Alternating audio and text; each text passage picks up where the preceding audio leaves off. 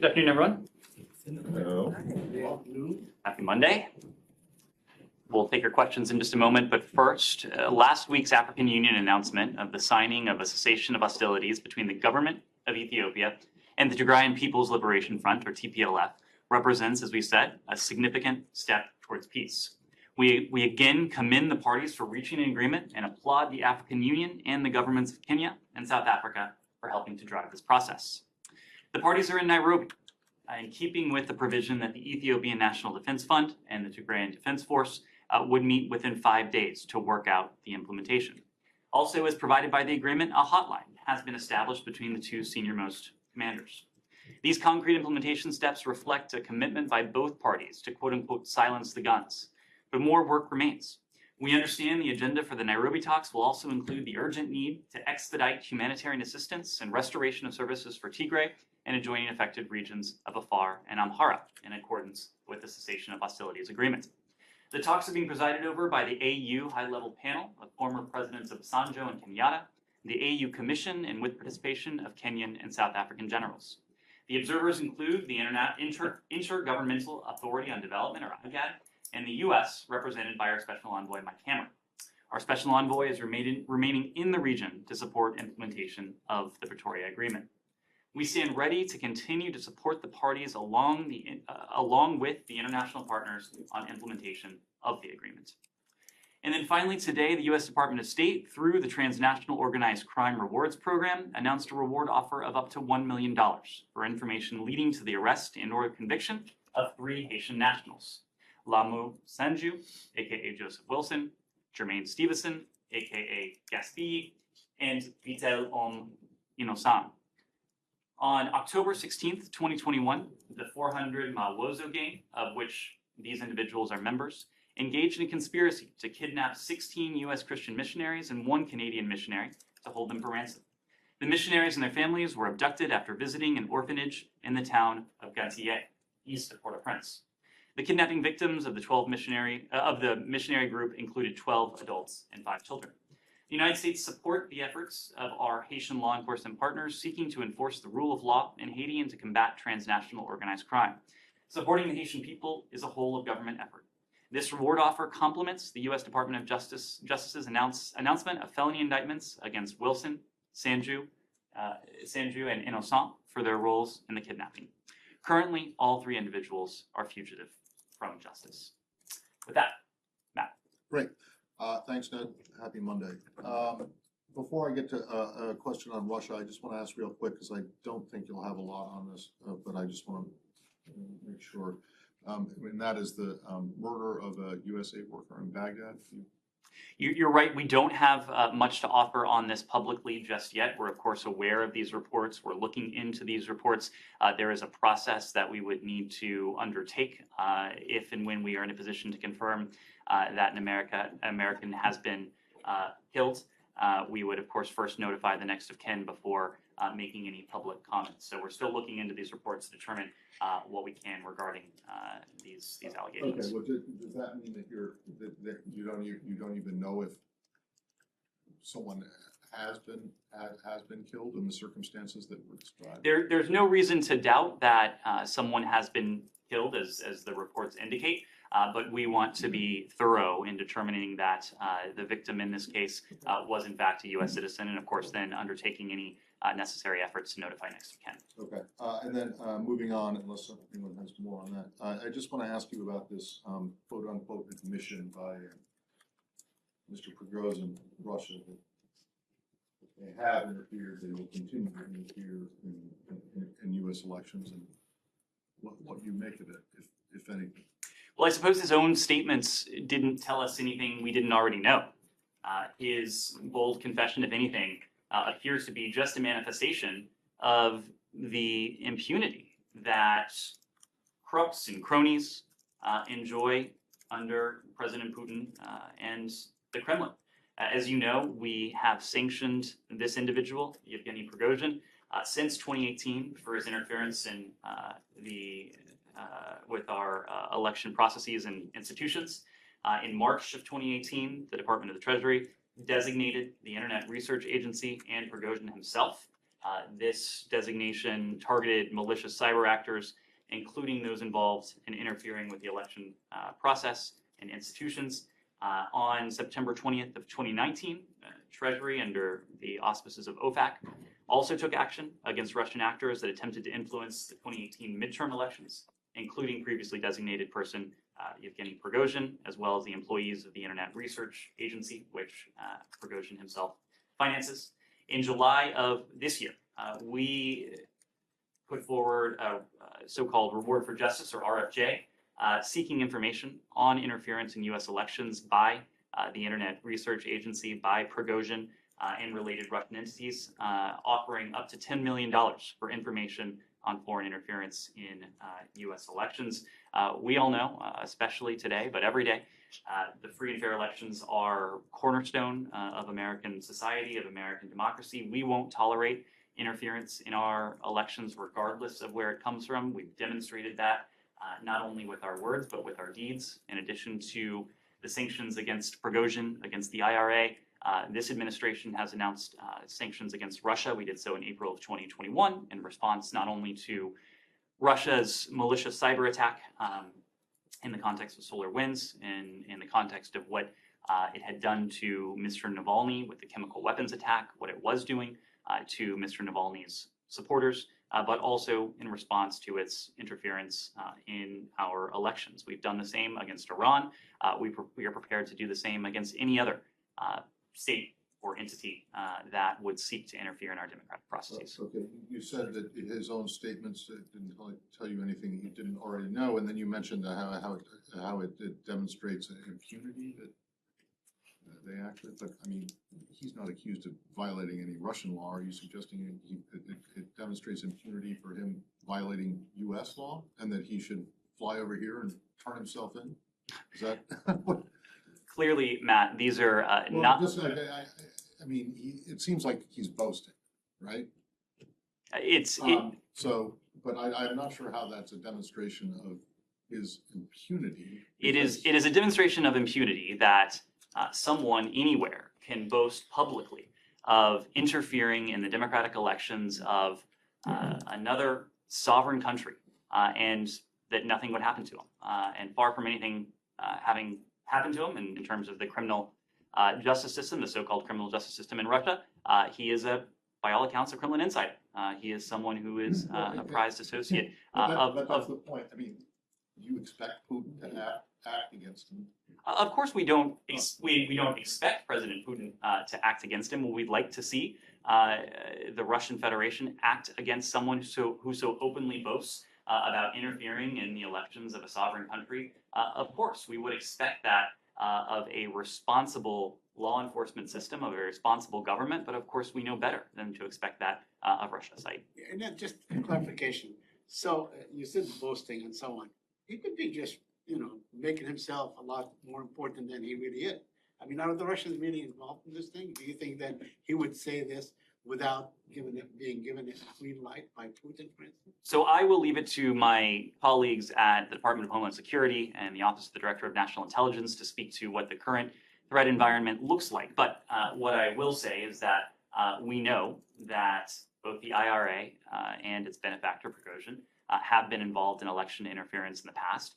We are very closely watching, the Department of Homeland Security is very closely watching any potential efforts to interfere, whether it's with disinformation or misinformation or otherwise, in our upcoming midterm elections or other democratic processes in this country. So whether everything he has said over the past day or so is completely accurate, that's not something I'm going to weigh in on. But what I will weigh in on is that this is an individual who has and continues to claim to be interfering in our democratic processes, and that's something we take seriously. Do you think that it is, maliciously intended right on the eve of the midterm elections to throw some sort of a monkey wrench if they can into this election? Look, I'm not going to ascribe any particular motive to these statements, whether it was boasting, whether it was bragging, whether there was some broader strategic intent. What we do know, and we've spoken to this publicly a number of weeks ago now, is Russia's efforts around the world to interfere in the election and the electoral processes of sovereign countries. We declassified and made public at the time that Russia has invested at least $300 million in these efforts. Its efforts have been well publicized in some instances, including in the context of our elections in 2016. There's an intelligence community assessment that lays that out. There's a public version of that lays that out in some detail. But Russia's efforts to subvert democratic processes are, of course, not confined to the United States. They're not confined to any one country. What we will do is to respond, and to respond decisively to any country, any actor that seeks to interfere in our elections. On this line, given who he is it your assessment that his actions have been sanctioned by President Putin himself? And when you talk about impunity, Sanctioned as an authorized? authorized. Okay, because we've sanctioned him. Look, it's difficult to say. I think what is clear is that someone of this stature, someone who is making these sorts of claims, would not be in a position to do so, going back to Matt's question, if the Kremlin at some level didn't approve of it. The lack of action against an individual like this is itself a pretty telling action. It is an indication that he has at least some degree of tacit permission from senior officials in the Russian government. What we do know about, and this goes back to the publicly released intelligence assessment from a number of years ago now, is that when it comes to Russia's previous interference in our elections, it was approved at the highest levels of the Kremlin. But again, when it comes to what is the threat we may be facing now from Russia or from any other state actor, that is something that I would refer you to the intelligence community or to DHS. And when you talk about impunity, is the U.S. government willing to sanction President Putin himself? We have sanctioned President Putin himself. Election, in terms of violating and interfering with the U.S. election process. We have sanctioned President Putin himself for the actions he's taken in recent months. Of course, I'm not going to preview what might happen in this upcoming midterm election or what could happen going forward, but suffice to say that we will respond, and we will respond decisively to any country, to any entity, to any individual that seeks to interfere in our elections. And then in terms of his actions recent months, can I get your comment on the reported talks with the Russians? Are there different camps inside the administration in terms of how to deal with Russians at this point? There is both in this administration and with our European allies a firm recognition of the principle that has animated our efforts since before February 24th, and that is nothing about Ukraine without Ukraine. That is something that we have all subscribed to. It is something that you've heard from this administration. It's something that you've heard from our partners as well. More recently, you've heard from the United States and from our partners, including in the G7 statement that was just released at the conclusion of the ministerial in Munster. There was a reference to this in the leader's statement some weeks back, that we believe, as do the Ukrainians, in a just peace that respects the UN Charter's principles of territorial integrity and sovereignty, that would safeguard Ukraine's ability to defend itself in the future, that would ensure Ukraine's recovery, its reconstruction, and would provide for accountability for Russia's assault on Ukraine and its commission of war crimes. If Russia is ready for that negotiation, it should stop its bombs. It should stop its missiles. It should stop attacking and killing Ukrainian civilians, pursuing infrastructure, including civilian infrastructure. But of course, the Kremlin is doing the opposite. It is continuing to escalate this war rather than to offer any sort of real signal that it is ready for or open to negotiations. If Russia wants to negotiate, why then did it walk away, even if temporarily, from the Black Sea Grain Initiative? That was perhaps the one forum where Russians and Ukrainians spoke and now speak directly on a daily basis. If it wants to demonstrate a serious commitment to de-escalation, Russia could start by committing to renew this Black Sea Grain Initiative when it comes up for renewal later this month. But it is not just us saying this. You've heard this as well from our Ukrainian partners. President Zelensky gave an address over the weekend. He said, quote, "We are ready for peace, for a fair and just peace, the formula of which we have voiced many times. The world knows our position. This is respect for the UN Charter, respect for our territorial integrity, respect for our people." He has said a number of times that this war can only end through dialogue and diplomacy. We feel exactly the same. Our European allies feel exactly the same. But it is incumbent upon Russia to signal its willingness and its readiness to sit down to engage with the Ukrainians.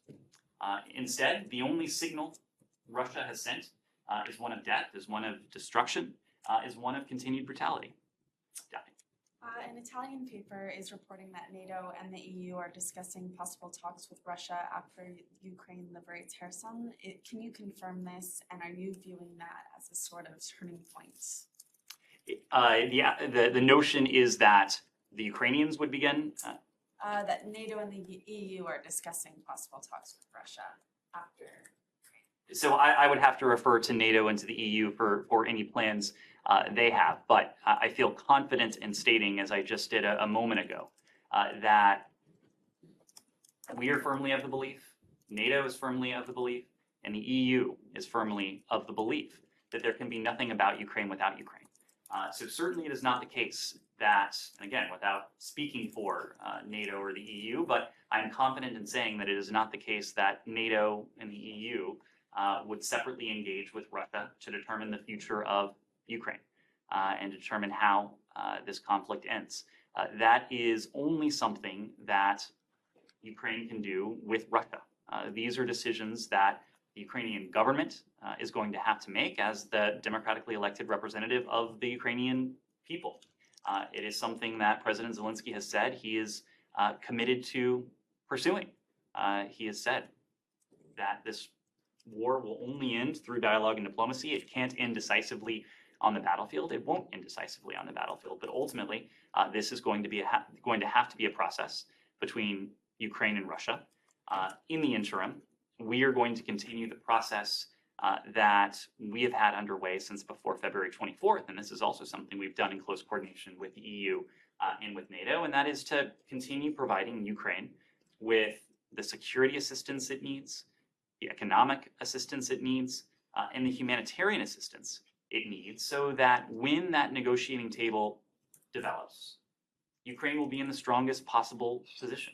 Nobody wants this war to end more than the Ukrainian people. No one has been more brutalized and battered than the Ukrainian people, of course. So they have every incentive to see this war come to a close. But what we want to see is that they are in the strongest position, despite what Russia is doing to them day in, day out, to try to weaken them, to try to break them.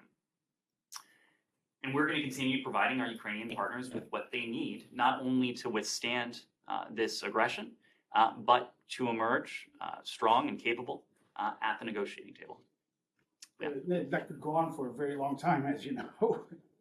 In the meantime, the war is going on. Nobody seems to be winning, despite all the claims that the Ukrainians are making progress, the Russians are going back. But anyway, they're there. They're not going anywhere anytime soon.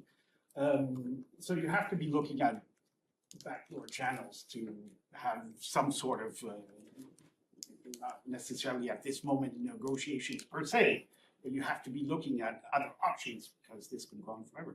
So what do you say to that? There's been contacts, of course, Jake Sullivan was in Ukraine, some contacts with the Russians. So under what conditions could you be open to some sort of diplomatic solution? Besides saying that obviously Russia stopped the war. It's not going to happen.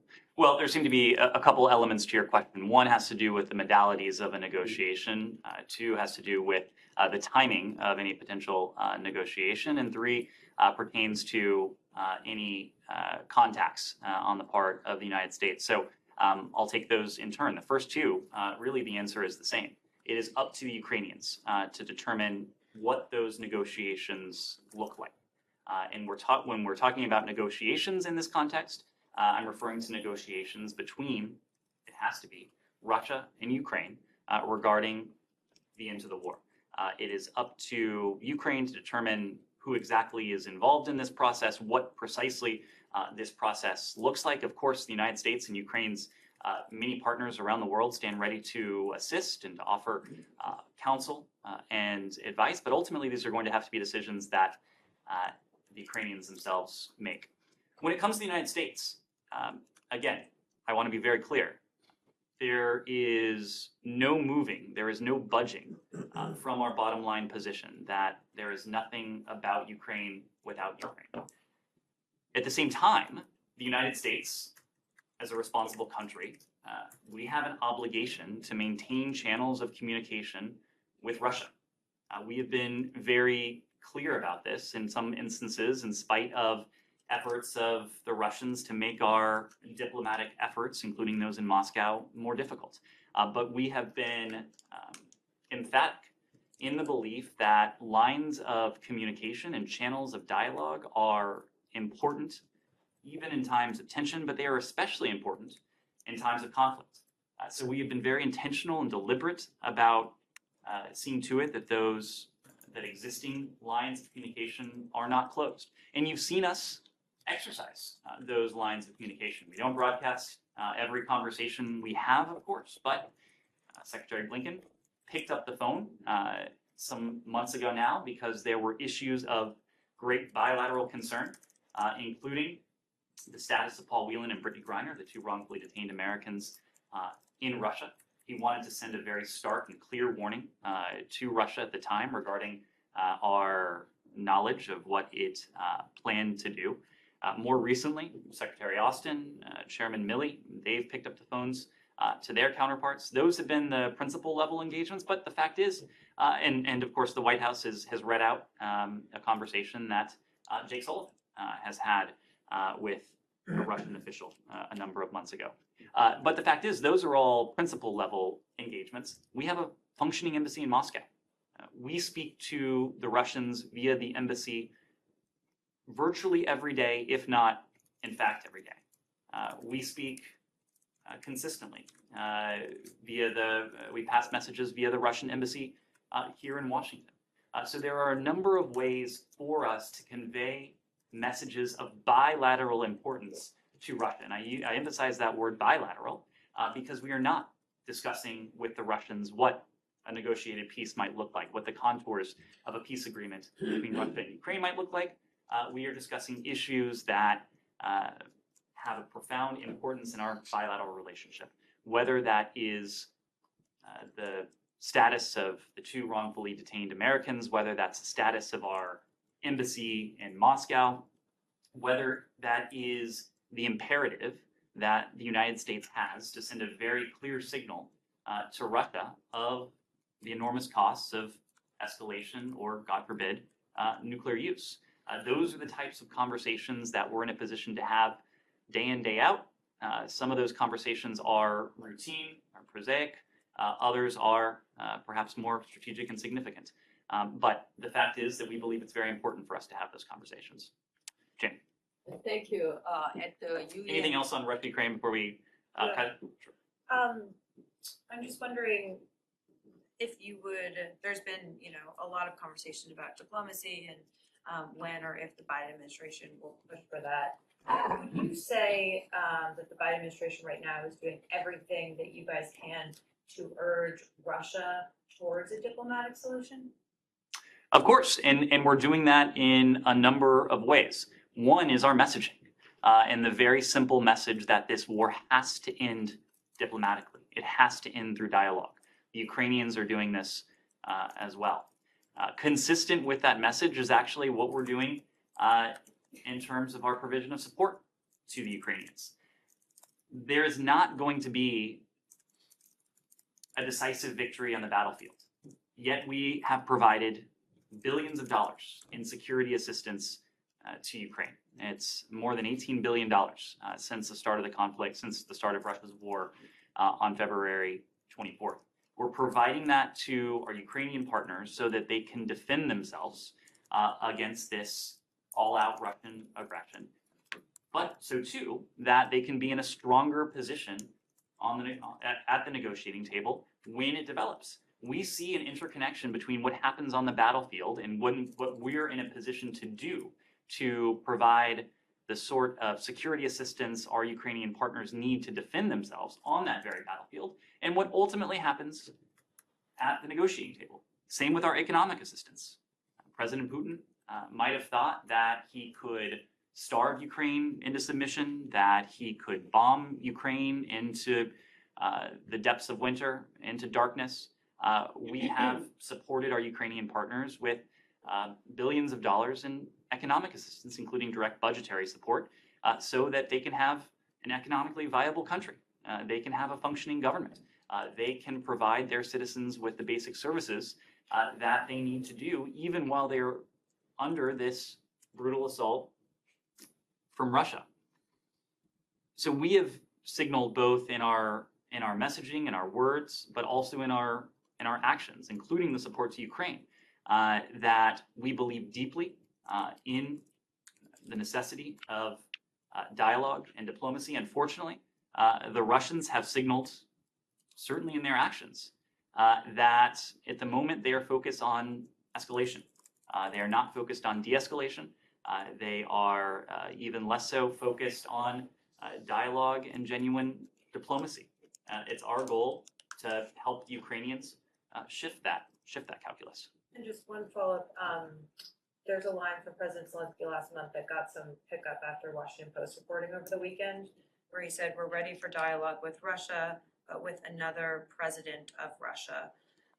What is the Biden administration's response to that comment? Do you agree with that sentiment?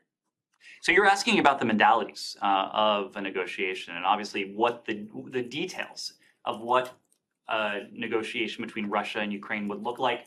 That will have to be worked out between Russia and Ukraine. The Ukrainians will determine who their representatives will be if and when a negotiating table develops. They will determine those individuals they're willing to speak with.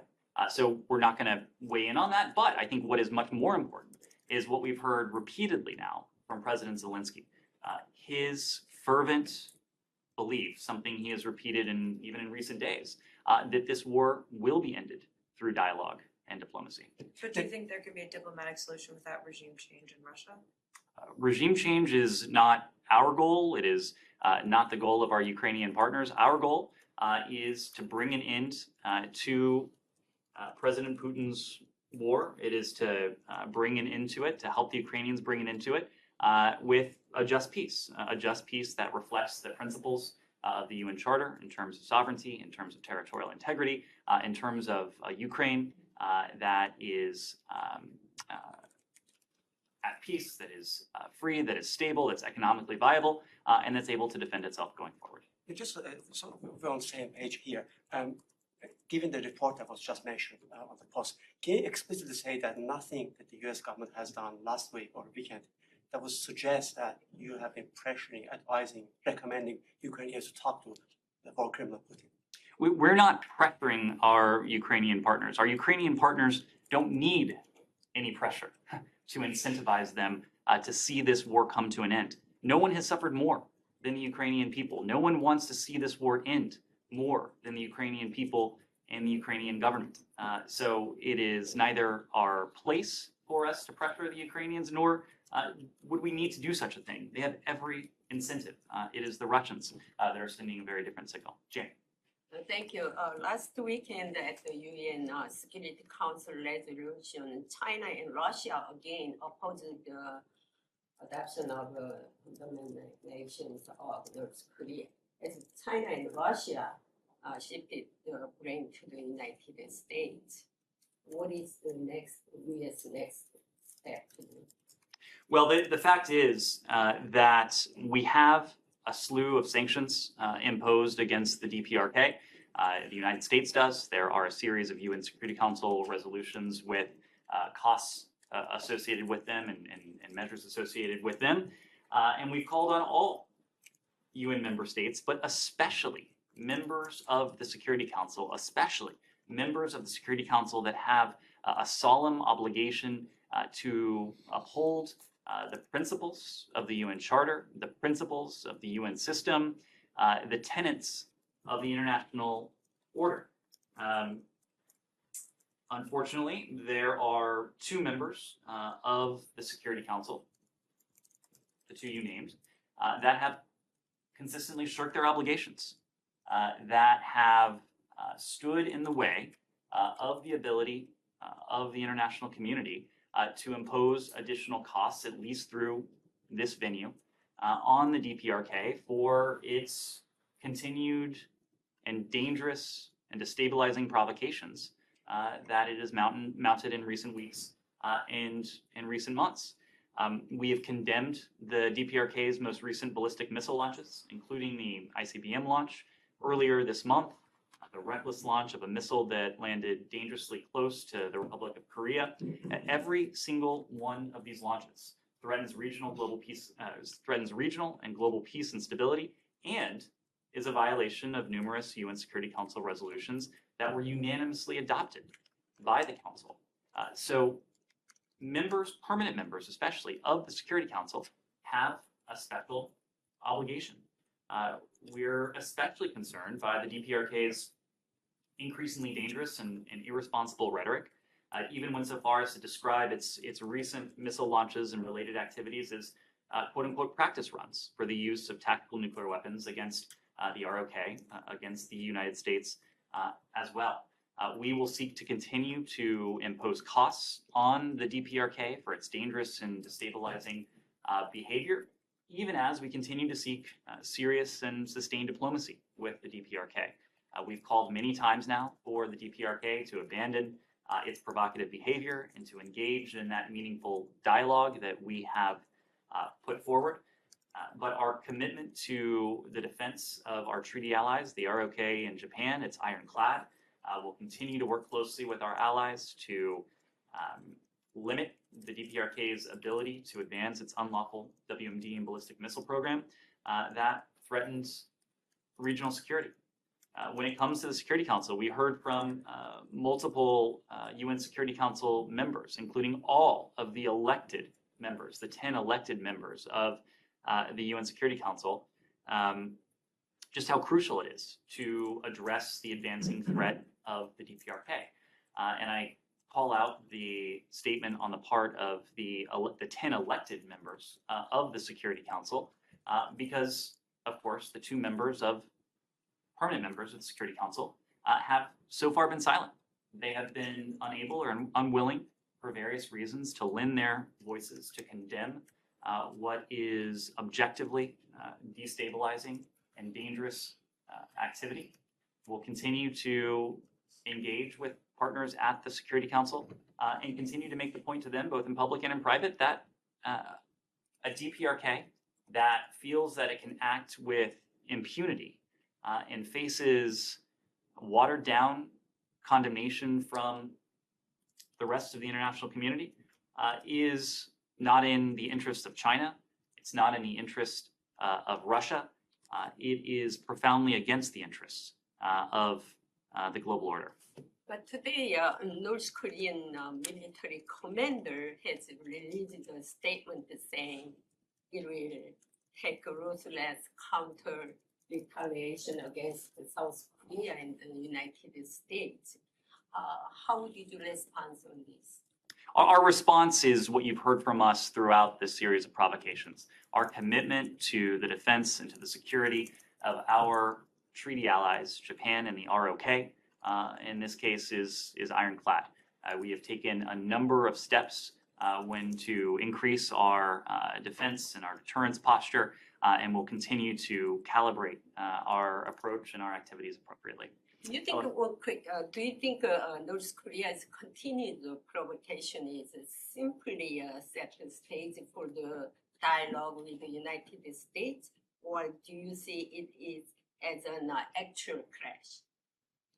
Or do we see it as what was the last part? Actual crash. As an actual crash? Yeah. Right. Oh, threat. Look, I would hate to ascribe a motive, and I would hesitate to ascribe a motive to what we're hearing from the DPRK. There is a pattern that has played out over the course of decades now of a period of provocation followed by a period of engagement. Whether what we're seeing now will be preceded by a change in course, a change in tone from the DPRK, I think it's impossible to say with any certainty. What we can do and what we can seek through both punitive measures and through our statements regarding dialogue and diplomacy, we can try to incentivize them in every way we can to come to the table, to engage in practical diplomacy, to make progress towards what is the ultimate goal of the United States, of Japan, of the ROK, and that's a complete denuclearization of the Korean Peninsula. Yes. Hi, thanks. Xi Jinping is planning to visit Saudi Arabia as the U.S. reevaluates its relations with the kingdom. Could you talk a little bit about how DOS weighs China's potential to fill the void in foreign and economic relations with Saudi Arabia as the U.S. reevaluates its relations with the kingdom? These are going to have to be decisions that both the PRC and Saudi Arabia will come to. It's not for us to say what a bilateral relationship between any two countries when the United States isn't among those two countries should look like. I do understand that, but do you weigh the potential for China to enter into that void as you determine what your future What we weigh are our national interests, and there are a multiplicity of interests that we have when it comes to our relationship with Saudi Arabia. There are a multiplicity of interests we have when it comes to the bilateral relationship we have with the PRC. So ultimately, we weigh our approach towards any particular country in terms of those interests. We look at the implications of deepening relations between any two countries or any grouping of countries. We look at the implications that might have in terms of our interests. But ultimately, we are going to pursue a path that is predicated solely on our interests and the values that we bring to our work around the world. Yes. Thank you, Ned. On Bangladesh, millions of people of Bangladesh gathering in rallies various parts of the country and demanding voting rights under a neutral caretaker government. Ruling Prime Minister Sheikh Hasina warned the opposition if the BNP went superfluous in the name of anti-government movement, then opposition leader Khaleda Zia would be sent to jail again as 77 years old former Prime Minister staying her house with a limited access. And according to State Department reports, her imprisonment is a political ploy to remove her from the political process. So will you urge the opposition leader of Bangladesh immediate release, and what is your comment on that? We put, as you know, democracy and human rights at the center of our relationships around the world, at the center of our foreign policy. We, as such, regularly raise these issues with governments around the world, including the government of Bangladesh. We do so both publicly, as I've done from this room a number of times. We do so in our private engagements. And in doing so, we urge the strengthening of democratic processes and political institutions, adherence to the rule of law, and the protection of human rights and fundamental freedoms throughout Bangladesh for all Bangladeshis. With respect to the political process in the next election in Bangladesh, we hope for a robust civic participation, and the people of Bangladesh ultimately will be able to choose their own government through free and fair elections. That is our hope. That is what we continue to support. We urge the government of Bangladesh to create a safe environment for people to peacefully assemble and to voice their concerns, and relatedly, for opposition parties to campaign without facing intimidation and repression. Dylan. Yeah, regarding protests in Iran, late last week at a campaign event, President Biden said, quotes, we're going to free Iran, in quotes. Could you shed some light on what that means exactly? The president's saying we're gonna free Iran. The White House has spoken to this. The president was referring to the sentiment we've put forward since the start of these protests, namely expressing our solidarity with the protesters. We've been doing that from the very earliest days of these peaceful demonstrations. The fact is that Iran, its government, is facing problems that are fundamentally of its own making. These protests are so powerful because they are fundamentally not about us. They're not about any external actor. They are about the legitimate, they are about the genuine, they're about the heartfelt aspirations of the Iranian people. And the reason these protests have continued is because there is a strong sense among the Iranian people that their government is depriving them of their rights, of their aspirations. The Iranian government would like nothing more for these protests to be about us, to be able to blame the United States for what they're seeing. But again, the only entity they can blame is themselves. What we're doing is continuing to look for ways to hold the regime accountable and to show our solidarity and to show our support with those across Iran who are peacefully demanding the universal rights that are as much theirs as they are to people around the world. Does it not throw fuel on that fire to some extent that you were referring to of Iran trying to make these protests about the U.S. when the president says that we're going to, implies that we're involved, says we're going to free them, we're going to do something? The Iranian regime would like nothing more than for these protests to be about us. We have made very clear, but more importantly, the Iranian people have made very clear that this is a movement that is an expression of their legitimate and their genuine aspirations. Our role in this is to hold accountable those who are responsible for the repression, for the violence, for these internet blackouts, and to signal our solidarity for the Iranian people in the same way and in similar ways we do it around the world to people who are exercising their universal rights. Just one more quick follow-up. He also said the Iranian people are going to free themselves soon. Is there any indication that you have that there's some impending regime change or shift that we should expect, or was that just an offhand comment? Again, it's going to be up to the Iranian people to determine the course of this movement. I think what has been so impressive to so many people around the world is that this movement has persisted in the face of violence, it's persisted in the face of repression, it's persisted in the face of systematic efforts to deprive the Iranian people of access to information and the ability to communicate with one another. The fact that these protests have continued, again, suggests that this is the widespread and genuine expression of the demands that the Iranian people have for their government. Rather than try to cast aspersions or cast blame on others, the Iranian government should listen to their people. Sorry. Yes, thank you. Very quickly moving to the Palestinian, to the Israeli issue. First of all, has there been any calls between the Secretary of State and the new Prime Minister would be Mr. Netanyahu? So you may have seen that President Biden had an opportunity to speak with Mr. Netanyahu today. So of course, the president would be the first to speak with Benjamin Netanyahu to congratulate him as he did today. Right, because I know that the Secretary of State spoke to the outgoing Prime Minister. That's why. Of course, former Prime Minister Lapid is someone the Secretary worked with very closely in his capacity as Foreign Minister, as alternate Prime Minister, and ultimately as Prime Minister. Okay, so let me ask you on the possible makeup of the Israeli government. I mean, there's a great deal of talk about in the year again that he might get one of the security ministries responsible for the Palestinians. What is the U.S. position on this? I mean, I know the common wisdom around town, even from very pro-Israeli think tanks and so on, that it should not be the case. Do you have any position on such a choice?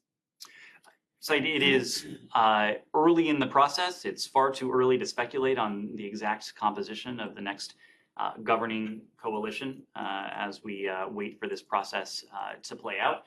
We'll continue to watch this closely, but not going to speculate on a hypothetical at this stage in the process. I mean, I think would the U.S.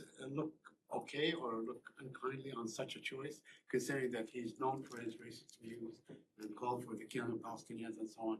At one time, they were listed on the terror list in the United States and so on. So you don't have any position on such choice? As you hear from me almost every day, I don't have a position on a hypothetical. I'm not going to speculate. But the point we've also made is that our rock-solid partnership with Israel is based on mutual interests and shared values. And it's those shared values that has served as a powerful glue between our two countries over the past more than 60 years now.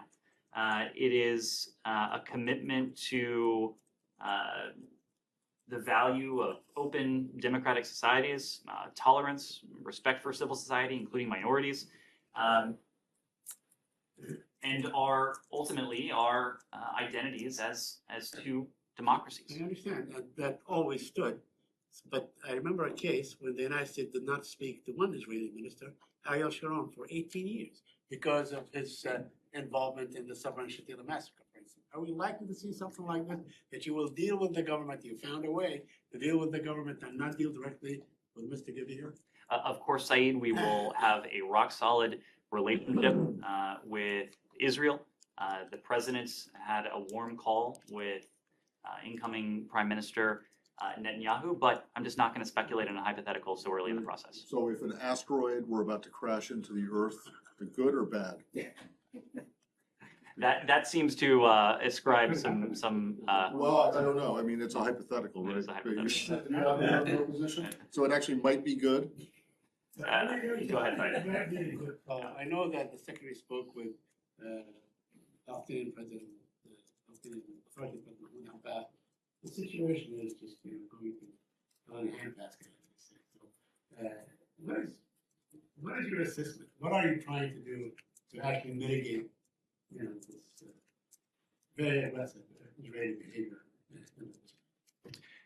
We've spoken for some weeks now about the concern regarding increased violence in the West Bank. We've reemphasized the need for all parties to do everything in their power to de-escalate the situation. The recent period, as you know, Saeed, has seen a sharp and rather alarming increase in Palestinian and Israeli deaths and injuries, including those of numerous children. We continue to emphasize, and this has really been the predicate of our policy, that Israelis and Palestinians deserve to have equal measures of security, of stability, of justice, of dignity, and democracy. Importantly, we have been conveying these messages. We've been doing so publicly, but we've also been doing so privately. And our message has been to Palestinians and to Israelis alike of the vital importance that the parties themselves take urgent action to prevent even greater loss of life. This is something that we have worked on quietly behind the scenes well before the recent flare-up in violence, but it is something that we've continued to do in the context of this increase in violence. Michelle. Do you have any information or any comment on a citizen in Baghdad in a kidnapping attempt? We discussed this at the very start of the briefing. We're aware of the reports. There is a process that we would need to complete before we were able to confirm anything publicly. We're looking into those reports, gathering the facts, but I don't have any more to offer at this point. Yes, Liz. On Syria, is there anything you can share about the U.S. delegation visit to Al-Hol camp this past weekend? Do they offer any additional support to the local authorities there? So I can confirm, as you likely saw, that a U.S. interagency delegation, including State Department officials, visited Al-Hol to discuss repatriations, assistance, and security needs in northeast Syria with local authorities and partners on the ground. We continue to encourage all countries with nationals in northeast Syria to work with us towards durable solutions. We believe it's critical that countries of origin repatriate their nationals from and provide assistance to northeast Syria to prevent a resurgence of ISIS. When it comes to our policy, it's remained clear. We believe that repatriation is the only durable solution to the humanitarian and security situation in displaced persons camps in northeast Syria. And we have continued to work with our partners around the world to help them affect those repatriations to alleviate this worsening crisis. And then one more in the region. At COP27, will the U.S. delegation meet with any of the activists protesting outside, and will human rights be part of the discussions with Egyptian counterparts? So human rights are always part of the discussions in every single relationship we have around the world. When we have engaged with our Egyptian partners in the past, it has always been high on the agenda. We've made the point to the Egyptians that improvements when it comes to issues of human rights only serve to strengthen the basis of the bilateral relationship. I have no doubt that human rights will also feature in the discussions leading up to COP between senior U.S. and Egyptian officials, and while the U.S. delegation is on the ground in Egypt. Can we stay on human rights just for a second? So as you know, the Secretary and the President are headed to Cambodia this weekend. Back in August, when he was there, the Secretary raised with Prime Minister Hun Sen the case of this Cambodian American human rights activist who's been jailed, Terry Seng. At the time, he and you both said that she should be freed, as should others who have been unjustly detained.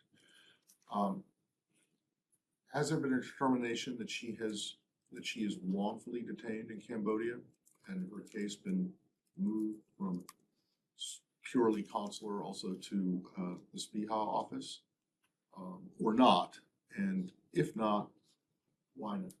So I'm not aware that there has been any change in categorization of her case. You were right that the Secretary did raise